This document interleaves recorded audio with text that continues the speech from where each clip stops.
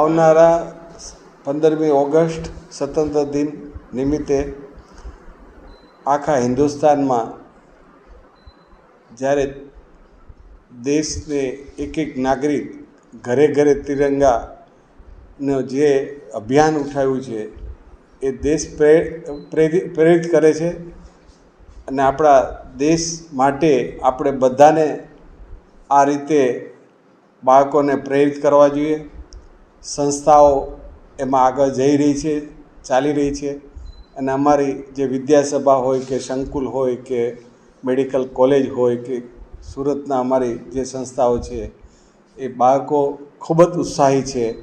ઘર ઘર ત્રિરંગો પહોંચાડવો, આ પર્વતમાં વધારે વધારે ભાગ લેવો, જાગૃતિ લાવવી એ આપણી બધાની ભાવના છે, નિષ્ઠા છે અને આપણે બધાને આ કાર્ય કરવું જોઈએ. દેશભાવના વધારે વધારે આગળ વધે અને આપણે આપણા રાષ્ટ્ર માટે કંઈક સારું કરી મારી ઊંડી લાગણી છે અને આ દેશની એક એક પ્રજાને આ બાબતમાં આગળ વિચારવું જોઈએ એવી મારી શુભેચ્છા અને મારી નમ્ર વિનંતી છે, અપીલ છે. અસ્તુ. જય હિન્દ, જય ભારત.